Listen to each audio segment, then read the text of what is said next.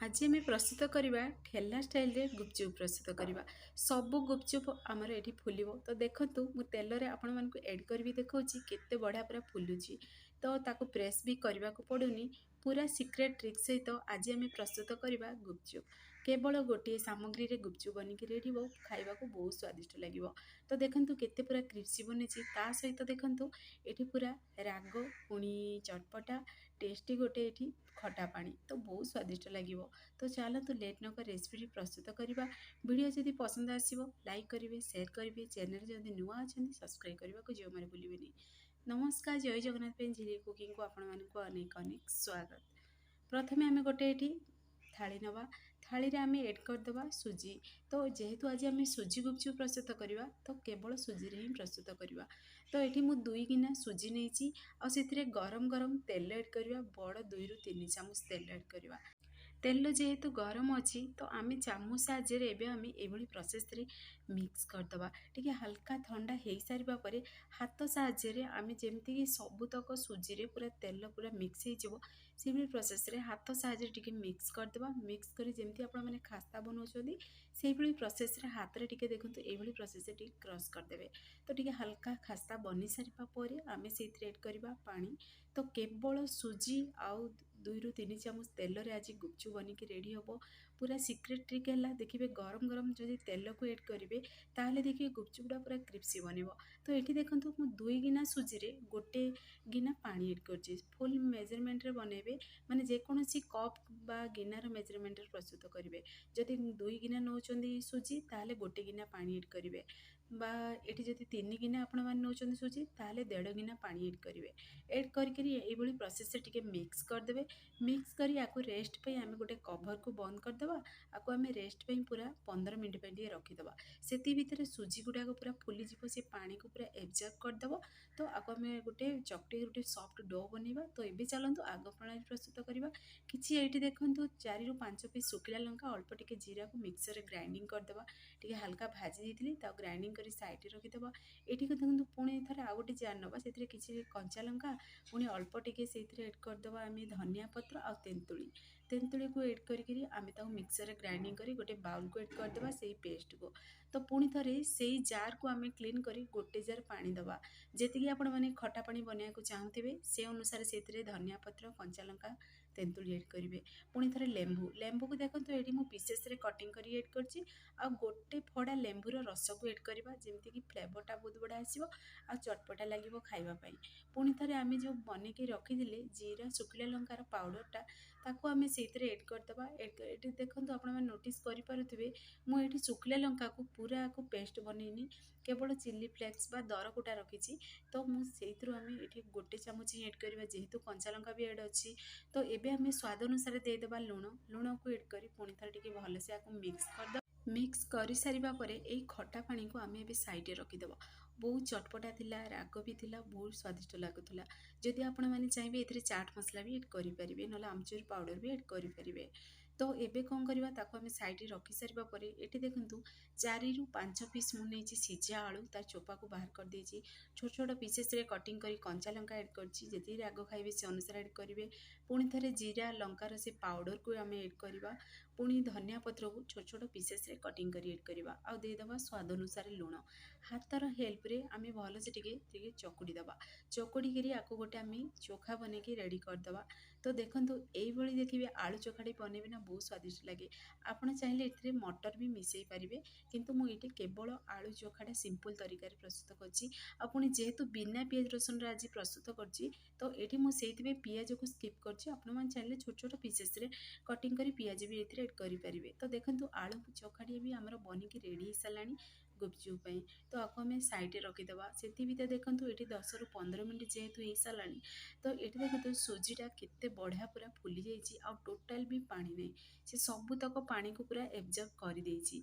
तो ये कौन करें ना आम हाथ साहाय्य आपको पूरा चकटी चकटी गोटे डो बनिकी रेडी करवा। देखो ये प्रोसेस रे आपको भल से टिके चकुड़े दलिबे दलिक गोटे डो बनिकी रेडी करेंगे जमीक आम अटार डो कि मैदार डो बनाऊँ से प्रोसेस रे गोटे डो बनवा दरकार। जिते आपको चकटे देखिए से बढ़िया बनिकी रेडी हम। आपण मैंने नोटिस करें देखु पूरा चेंज भी हो सारा माने जमी आगुरी देखा डोटा ଦେଖନ୍ତୁ କିଛିଟା ଚେଞ୍ଜ ହେଇସାରିଛି। ଏଇଭଳି ପ୍ରୋସେସ୍ରେ ଆମେ କଣ୍ଟିନ୍ୟୁ ପୁରା ଆକୁ ଚକୁଟିବା। ଚକୁଟିକିରି ଯେତେ ଦେଖିବେ ଚକୁଟିବେ ସେତେ ବଢ଼ିଆ ଗୁପଚୁପ୍ ଗୁଡ଼ାକ ଫୁଲିବ ଆଉ ଖାଇବାକୁ ବହୁତ ସ୍ୱାଦିଷ୍ଟ ଲାଗିବ। ଯଦି ଆପଣମାନଙ୍କୁ ଏଇ ସମୟରେ ଅଧିକା ପତଲା ଲାଗୁଛି ତାହେଲେ 2ରୁ 3 ଚାମଚ ଅଟା କି ମଇଦା ବି ଏଡ଼୍ କରିପାରିବେ। ଏଡ଼୍ କରିକିରି ପୁଣି ଥରେ ଟିକେ ଭଲସେ ମିକ୍ସ କରିକି ଚକୁଟି ଦେବେ ପାରିବେ। ତ ଦେଖନ୍ତୁ ଆପଣମାନେ ଯେତିକି ବଡ଼ ସାଇଜ୍ର ଗୁପଚୁପ୍ ବନେଇବାକୁ ଚାହିଁବେ ସେ ଅନୁସାରେ ଏଠି ଗୁପଚୁପ୍ର ମାନେ ଛୋଟ ଛୋଟ ଏଇଠି ବଲ୍ସ ବାହାର କରିବେ। ତ ଏଇଠି ଦେଖନ୍ତୁ ଆପଣମାନଙ୍କୁ ଦେଖାଉଛି ଯେହେତୁ ଗୁପଚୁପ୍ ତ ସବୁବେଳେ ଜାଣିଥିବେ ପୁରା ପତଲା ହିଁ ଆମେ ବେଲିବା। ତ ଏଠି ଛୋଟ ଛୋଟ ପୁରା ମାନେ ଯେମିତିକି ପୁରୀ ବନାଉଛନ୍ତି ପୁରୀଠୁ ବି ଛୋଟ ଏଠି ଆମେ ପୁରା ତାର ବଲ୍ସ ଗୁଡ଼ାକ ବନେଇବା। ତ ଦେଖନ୍ତୁ ଏଇଭଳି ପ୍ରୋସେସ୍ରେ ମୁଁ ସବୁତକ ଏଇଠି ପୁରା ଛୋଟ ଛୋଟ ପିସେସ୍ରେ ମୁଁ ବାହାର କରିଦେଇଛି। ଆଉ ଦେଖିବେ ଇଜି ପ୍ରୋସେସ୍ ସବୁଠି ଲାଗିବ। ଏଇଭଳି ଭାବରେ ସିଲିଣ୍ଡର ସେପ୍ ଦେଇଦେବେ। ଦେଇ ସାରିବା ପରେ ଏଇଭଳି ଦେଖନ୍ତୁ ପ୍ରୋସେସ୍ରେ ପୁରା ତାକୁ ବଲ୍ସ ଗୁଡ଼ାକୁ ଛିଣ୍ଡେଇକି ସେଥିରୁ ବାହାର କରିଦେବେ। ତ ସୁଜିରୁ ତ ଏବେ କ'ଣ କରିବେ ନା ହାତ ସାହାଯ୍ୟରେ ଆକୁ ଗୋଲାକାର ସେପ୍ ଦେଇକିରି ଆକୁ ବେଲିବେ। ଆପଣମାନେ ଚାହିଁଲେ ସବୁତକ ବେଲିକିରି ଓଦା କପଡ଼ା ଉପରେ ରଖିବେ ବେଲି ଦେବେ ପୁଣି ଥରେ ଘୋଡ଼େଇକିରି ବି ଗୁପଚୁପ୍କୁ ଛାଣି ପାରିବେ। କିନ୍ତୁ ଦେଖିବେ ଏଠି ମୁଁ 5ରୁ 7 ପିସ୍ ଲେଖା ଗୁପଚୁପ୍ ମୁଁ ବନଉଥିଲି ଛାଣୁଥିଲି। କାହିଁକି ନା ଦେଖିବେ ନହେଲେ ଯଦି ଏମିତି ମାନେ ବେଲିକି ଯଦି ଶୁଖା ରଖିଦେବେ ତାହେଲେ ପ୍ଲେଟ୍ରେ ତାହେଲେ ଶୁଖିଯିବ। ଆଉ ଯେହେତୁ ସୁଜିଟା ତ ବିଲକୁଲ ବି ଏଇଥିରେ ଆମେ ତେଲ କି ଅଟା କି ମଇଦା ବିଲକୁଲ ବି ତା ଉପରେ ଏଡ଼୍ କରୁନାହାନ୍ତି। ତ ଏବେ ଆମେ ବେଲିବା ସମୟରେ ଦେଖନ୍ତୁ ବିଲକୁଲ ବି ଏଡ଼୍ ହେଇନି। ତ ସେଇଥିପାଇଁ ମୁଁ ଆକୁ ଯେମିତିକି ପ୍ରେସ୍ ହେଇକି ପୁରା ଲାଗି ନଯିବ ପରସ୍ପର ଭିତରେ ସେଇଥିପାଇଁ ଆକୁ 5ରୁ 7 ପିସ୍ ବନଉଥିଲି ପୁଣି ଛାଣୁଥିଲି। ଆପଣମାନଙ୍କ ମନ ପସନ୍ଦ ଅନୁସାରେ ଆପଣମାନେ ଯଦି ଗୋଟେ ଥର ବନେଇକି ରଖିବାକୁ ଚାହୁଁଛନ୍ତି ତାହେଲେ ଦେଖିବେ ଯେକୌଣସି ମାନେ ବଡ଼ ପ୍ଲେଟ୍ ଗୋଟେ ନେବେ ସେଇଥିରେ ଗୁପଚୁପ୍କୁ ସେଥିରେ ରଖିଦେବେ ତା ଉପରେ ଗୋଟେ ଓଦା କପଡ଼ା ଦେବେ ଯେମିତିକି ଶୁଖିବନି ଗୁପଚୁପ୍ଟି ଆଉ ପରଫେକ୍ଟଲି ପୁରା ଫୁଲିବ। କ'ଣ ସବୁ କହିଯାଉଛି ନା ମାନେ ଯେଉଁ ଗୁପଚୁପ୍ଟା ଯଦି ଆଗ ବନେଇଥିବେ ସେଇ ଗୁପଚୁପ୍ଟାକୁ ହିଁ ଆଗ ପ୍ରଥମେ ଛାଣିବେ। ତ ଦେଖନ୍ତୁ ଏଇଠି ମୁଁ ଗୁପଚୁପ୍ ଗୁଡ଼ା କେତେ ପୁରା ପତଲା ବେଲିଛି। ବେଲି ସାରିବା ପରେ ଗୋଟେ ଆମେ ପ୍ଲେଟ୍ରେ ରଖିଦେବା। ରଖିକିରି ଏଇଠି 5ରୁ 7 ପିସ୍ ଖଣ୍ଡେ ମୁଁ ବେଲିକି ରଖିଥିଲି। ତ ଦେଖନ୍ତୁ ଏଇଭଳି ପ୍ରୋସେସ୍ରେ ବେଲିକି ରଖିବେ ପ୍ଲେଟ୍ରେ। ପୁଣି ଥରେ ଦେଖନ୍ତୁ ଗୋଟେ କରେଇରେ ତେଲ ନେବେ। ତେଲ ପୁରା ଗରମ ହେଇସାରିବା ପରେ ଆମେ ସେଇଥିରେ ଏଡ଼୍ କରିଦେବା ସବୁ ଗୁପଚୁପ୍। ଦେଖନ୍ତୁ ଏଇଭଳି ପ୍ରୋସେସ୍ରେ ଗୁପଚୁପ୍କୁ ଏଡ଼୍ କରୁ କରୁ ଆମେ ତାକୁ ଯେମିତିକି ପୁରୀଟା ଆମେ ସେଥିରେ ଏଡ଼୍ କରୁ କରୁ ପ୍ରେସ୍ କଲେ ଫୁଲୁଛି ଗୁପଚୁପ୍କୁ ଦେଖନ୍ତୁ ଆମେ ଏଡ଼୍ କରୁ କରୁ ବିଲକୁଲ ବି ଆମର ପ୍ରେସ୍ କରିବା ଦରକାର ହିଁ ନାହିଁ। ଆଉ କେତେ ବଢ଼ିଆ ପୁରା ଗୁପଚୁପ୍ ଆମର ଫୁଲିକିରି ପୁରା ରେଡ଼ି ହେଉଛି। ଏଠି ଦେଖନ୍ତୁ ମୁଁ ଗୋଲାକାର ସେପ୍ରେ ବି ଗୁପଚୁପ୍ ପ୍ରସ୍ତୁତ କରିଛି। ଆଉ ଟିକେ ଏଠି ମୁଁ ଅଣ୍ଡା ଆକୃତିର ମାନେ ସେପ୍ ଦେଇଛି। ଟିକେ ଦେଖନ୍ତୁ ମାନେ ଯେମିତିକି ଲମ୍ବାଳିଆ ରହିଛି। ତ ଏଇଭଳି ଆପଣମାନଙ୍କ ମନ ପସନ୍ଦ ଅନୁସାରେ ଆପଣମାନେ ଏଠି ଗୁପଚୁପ୍ ବନେଇକି ରେଡ଼ି କରିପାରିବେ ଯେମିତି ପସନ୍ଦ। ତ ଯେମିତି ଗୋଲାକାର ବି ଚାହିଁଲେ ଏଠି ବନେଇ ପାରିବେ। ଆଉ ଦେଖନ୍ତୁ ଅଣ୍ଡାର ମୁଁ ସେପ୍ ଦେଇଛି ଯେମିତିକି ଅଣ୍ଡା ଆକୃତି ରହିବ ସେଇଭଳି ପ୍ରୋସେସ୍ରେ ବି ଆପଣମାନେ ଏଠି ଗୁପଚୁପ୍ ବନେଇକି ରେଡ଼ି କରିପାରିବେ। ତ ଦେଖନ୍ତୁ କେତେ ବଢ଼ିଆ ଆମର ଗୁପଚୁପ୍ ବନେଇକିରି ପୁରା ରେଡ଼ି ହେଇଯାଉଛି। ଆଉ ବିନା ଝଞ୍ଝଟରେ ଆପଣମାନେ ଗୁପଚୁପ୍ ବନେଇକି ରେଡ଼ି କରିବେ। ପୁରାପୁରି ଠେଲା ଷ୍ଟାଇଲ୍ର ଗୁପଚୁପ୍ ବନେଇକି ରେଡ଼ି ହେବ। ତ କେବଳ ଏଠି ଆମେ 2 ଗିନା ସୁଜିରେ ପୁରା ଦେଖିବେ ଥାଳିଏ ପୁରା ଆମେ ଗୁପଚୁପ୍ ବନେଇକି ରେଡ଼ି କରିବା। ଆଗକୁ ଆପଣମାନଙ୍କୁ ମୁଁ ଦେଖେଇବି ପୁରା ଥାଳିଏ ବନିଛି ଗୁପଚୁପ୍ ଆଉ ବହୁତ ସ୍ୱାଦିଷ୍ଟ ବି ଥିଲା। ତାର ଖଟା ପାଣିଟା ବି ବହୁତ ବଢ଼ିଆ ଲାଗୁଥିଲା। ତ ସେମ୍ ପ୍ରୋସେସ୍ରେ ଆମେ ଟିକେ ହାଲକା ଗୋଲ୍ଡେନ୍ କଲର୍ ହେଲା ପର୍ଯ୍ୟନ୍ତ ଫ୍ରାଏ କରିବା। ତ ଦେଖନ୍ତୁ ଆମର ପ୍ରଥମ ଷ୍ଟେପ୍ଟା ବନିକି ରେଡ଼ି ହେଇସାରିଲାଣି। ଆକୁ ଆମେ ଷ୍ଟେନର୍ରେ ରଖିଦେବା। ତାର ବଳକା ତେଲ ଗୁଡ଼ାକ ଯେମିତି ବାହାରି ପଡ଼ିବ। ଆଉ ଗୁପଚୁପ୍ଟି ଖାଇବା ସମୟରେ ଯେମିତି ବିଲକୁଲ ବି ଅଏଲି ଲାଗିବନି ଆଉ ପୁରାପୁରି ସୁଖା ବନିବ ପୁରା କ୍ରିସ୍ପି ବନିବ ଗୁପଚୁପ୍। ତ ଦେଖନ୍ତୁ ଆଉ ଗୋଟେ ମୁଁ ଷ୍ଟେପ୍ ବି ସେଥିରେ ଏଡ଼୍ କରିଦେଲି। ଆଉ ସବୁତକ ଗୁପଚୁପ୍ ଫୁଲିବ। ଆଉ ତାକୁ ବିଲକୁଲ ବି ଦେଖନ୍ତୁ ଏପଟ ସେପଟ କରିବା ଦରକାର ନାହିଁ ବା ପ୍ରେସ୍ କରିବା ଦରକାର ନାହିଁ। ସେ ଅଟୋମେଟିକ୍ ଫୁଲିବ ସବୁତକ ଗୁପଚୁପ୍। ତ ଏଇ ତରିକାରେ ଆପଣମାନେ ଘରେ ନିଶ୍ଚୟ ଟ୍ରାଏ କରନ୍ତୁ। ଦେଖିବେ ଛୋଟଠୁ ବଡ଼ ସମସ୍ତେ ପସନ୍ଦ କରିବେ। ମାର୍କେଟରୁ ନ ଆଣିକିରି ଘରେ ଆପଣମାନେ ବନେଇ ପାରିବେ ଏଇ ଗୁପଚୁପ୍ ରେସିପିଟି।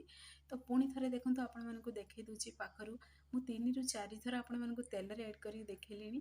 ମାନେ ଅଟୋମେଟିକ୍ ଦେଖନ୍ତୁ ଫୁଲୁଛି ଗୁପଚୁପ୍ ଗୁଡ଼ାକ ଆଉ ବିଲକୁଲ ବି ପ୍ରେସ୍ କରିବାକୁ ପଡ଼ୁନି। ଏଇଭଳି ସେମ୍ ପ୍ରୋସେସ୍ରେ ସବୁ ବନେଇକିରି ଆମେ ବି ରେଡ଼ି କରିଦେବା। ତ ଆପଣମାନେ ବି ଘରେ ନିଶ୍ଚୟ ଟ୍ରାଏ କରନ୍ତୁ। କେମିତି ଲାଗିଲା କ'ଣ ଆପଣମାନଙ୍କର ଅନୁଭୂତି ମୋ ସହିତ ସେୟାର କରନ୍ତୁ। ଫ୍ରେଣ୍ଡସ୍ ଆପଣଙ୍କୁ ଯଦି ଏ ଭିଡ଼ିଓଟି ମୋର ପସନ୍ଦ ଆସିବ ସାଙ୍ଗମାନଙ୍କୁ ସେୟାର କରନ୍ତୁ, ଲାଇକ୍ କରନ୍ତୁ। ଚ୍ୟାନେଲରେ ଯଦି ନୂଆ ଅଛନ୍ତି ଚ୍ୟାନେଲକୁ ମୋର ସବସ୍କ୍ରାଇବ୍ କରିଦିଅନ୍ତୁ। ବେଲ୍ ଆଇକନ୍କୁ କ୍ଲିକ୍ କରିଦିଅନ୍ତୁ ଯାହାଫଳରେ ମୋର ସବୁ ଭିଡ଼ିଓ ନୋଟିଫିକେସନ୍ ପ୍ରଥମେ ଆପଣମାନଙ୍କୁ ପହଞ୍ଚିବ। ମୁଁ ଏମିତି ଇଜି ଭିଡ଼ିଓ ନେଇ ଆସିବି ଆପଣମାନେ ଦେଖିଲେ ଘରେ ନିଶ୍ଚୟ ଟ୍ରାଏ କରନ୍ତୁ। ଆଉ ଯଦି ଫେସବୁକ୍ ପେଜ୍ ଦେଖୁଛନ୍ତି ତାହେଲେ ଫେସବୁକ୍ ପେଜ୍ ମୋର ଫଲୋ କରନ୍ତୁ। ଇନଷ୍ଟାଗ୍ରାମରେ ଦେଖୁଥିଲେ ନା, ଫଲୋ କରିବାକୁ ଜମାରୁ ଭୁଲନ୍ତୁନି। ତ ଦେଖନ୍ତୁ କେତେ ସାରା ପୁରା ଫୁଲକା ଫୁଲକା ଗୁପଚୁପ୍ ଆମର ବନିକି ରେଡ଼ି ହେଇଗଲା। ଆଉ ସବୁତକ ଗୁପଚୁପ୍ ଫୁଲିବ ପୁରା ସିକ୍ରେଟ୍ ଟ୍ରିକ୍ରେ ଯଦି ପ୍ରସ୍ତୁତ କରିବେ, ମାନେ ପୁରା ଇଜି ପ୍ରୋସେସ୍ରେ ଆପଣମାନେ ବନେଇକି ରେଡ଼ି କରିପାରିବେ, ବିଲକୁଲ ବି ଝଞ୍ଝଟ ନାହିଁ।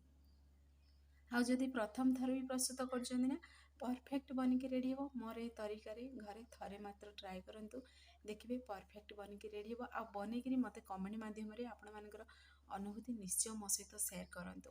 ତ ଦେଖନ୍ତୁ ଆଉ ଗୋଟେ ଷ୍ଟେପ୍ ବି ଆମର ବନିକି ରେଡ଼ି ହେଇସାରିଲାଣି। ଏଇ ଷ୍ଟେପ୍ଟା ମୋ ପୁଅ କହିଲା ନା, ମା ମୁଁ ସେଇଥିରେ ଏଡ୍ କରିକି ଦେଖେଇବି। ତ ସିଏ ନିଜେ ଏଇ ଗୁପଚୁପ୍ ଷ୍ଟେପ୍ଟା ବନେଇଛି। ଦେଖନ୍ତୁ କେତେ ବଢ଼ିଆ ଗୋଟେ ଛୋଟ ଛୁଆ ବି ବନେଇକି ରେଡ଼ି କରିପାରିବ। ତ ସେମ୍ ପ୍ରୋସେସ୍ରେ ନା ଆମେ ସବୁ ବନେଇକିରି ଏବେ ରେଡ଼ି କରିଦେବା। ରେଡ଼ି କରି ଗୋଟେ ଆମେ ଥାଳିରେ ରଖିଦେବା। ତ ଦେଖନ୍ତୁ ଆପଣମାନଙ୍କୁ ଦେଖଉଛି କ୍ୟାମେରା ସାମ୍ନାରୁ ପୁରା ଥାଳିଏ ଗୁପଚୁପ୍ ବନିକି ରେଡ଼ି ହେଇଛି। ତା ସହିତ ପୁରା ଆମର ଏଠି ଚଟପଟା ପାଣି, ତାର ପାଣିଟା ବି ବହୁତ ସ୍ୱାଦିଷ୍ଟ ଥିଲା, ଏଠି ଖଟା ପାଣିଟା। ତ ଏଇ ତରିକାରେ ଆପଣମାନେ ଖଟା ପାଣି ବନାନ୍ତୁ, ଦେଖିବେ ବହୁତ ସ୍ୱାଦିଷ୍ଟ ଲାଗିବ। ଆଉ ଗୋଟେ ଗୁପଚୁପ୍କୁ ଆପଣମାନଙ୍କୁ କ୍ରସ୍ କରିବି ଦେଖେଇଲି, ଆପଣମାନେ ଦେଖିକି ଜାଣିପାରୁଥିବେ କେତେ ପୁରା ପାଉଡ଼ର ବନିଯାଉଛି, ଯେମିତି ହାତରେ ପୁରା କ୍ରସ୍ କରିବେ। ଆଉ ଦେଖନ୍ତୁ କେତେ କ୍ରିପ୍ସି ବନିଛି। ତା ସହିତ ଆପଣମାନେ ଯେତିକି ରାଗ ଖାଇବେ ସେ ଅନୁସାରେ ଏଥିରେ ଆଳୁ ଚୋଖାରେ ଲଙ୍କା ଆଡ଼୍ କରିବେ। ଯେହେତୁ ଛୁଆମାନଙ୍କ ପାଇଁ ଯଦି ବନାଉଛନ୍ତି ତାହେଲେ ଏଠି ଆପଣମାନେ ଲଙ୍କାକୁ ସ୍କିପ୍ କରିପାରିବେ। ମୁଁ ଯେହେତୁ ବଡ଼ମାନଙ୍କ ପାଇଁ ବନାଉଛି, ତ ମୋ ପୁଅମାନେ ବି ଟିକେ ରାଗ ଖାଇବାକୁ ପସନ୍ଦ କରନ୍ତି, ସେଇଥିପାଇଁ ମୁଁ ଏଠି କଞ୍ଚା ଲଙ୍କା ବି ଏଥିରେ ବାଟିଛି। ଆପଣମାନେ ଚାହିଁଲେ ଏଠି ଗୋଟେ ପିସ୍ କଞ୍ଚା ଲଙ୍କା ବି ବାଟିକିରି ଏଇ ରାଗ ଖଟା ପାଣିଟି ବନେଇକି ରେଡ଼ି କରିପାରିବେ। ତ ବହୁତ ସ୍ୱାଦିଷ୍ଟ ଥିଲା। ମାନେ ଠେଲାର ଗୁପଚୁପ୍ ଆପଣମାନେ ଘରେ ଇଜି ପ୍ରୋସେସ୍ରେ ବନେଇକି ରେଡ଼ି କରିପାରିବେ। ତ ଆପଣମାନେ ଘରେ ନିଶ୍ଚୟ ମୋର ଏ ତରିକାରେ ଟ୍ରାଏ କରନ୍ତୁ, ଥରେ ମାତ୍ର ଟ୍ରାଏ କରନ୍ତୁ, ଦେଖିବେ ସବୁ ଗୁପଚୁପ୍ ଫୁଲିବ ଆଉ ବହୁତ ସ୍ୱାଦିଷ୍ଟ ଲାଗିବ। ଆଉ ଆପଣମାନେ ଚାହିଁଲେ ଏଇଥିରେ ମାନେ ଯେମିତି ସ୍ପେଶାଲ ଗୁପଚୁପ୍ ବନାଉଛନ୍ତି ଗୁଗୁନି ଆଡ଼୍ କରି, ସେଇ ଗୁପଚୁପ୍ ବି ବନେଇକି ଖାଇପାରିବେ। ତ ଆପଣମାନେ ଘରେ ନିଶ୍ଚୟ ଟ୍ରାଏ କରନ୍ତୁ। କେମିତି ଲାଗିଲା କ'ଣ ମୋତେ କମେଣ୍ଟ ମାଧ୍ୟମରେ ଜଣାଇବେ। ତ ସେ ପର୍ଯ୍ୟନ୍ତ ରହୁଛି, ପୁଣି ଏକ ନୂଆ ରେସିପି ନେଇ ଆସିବି। ନମସ୍କାର, ଜୟ ଜଗନ୍ନାଥ।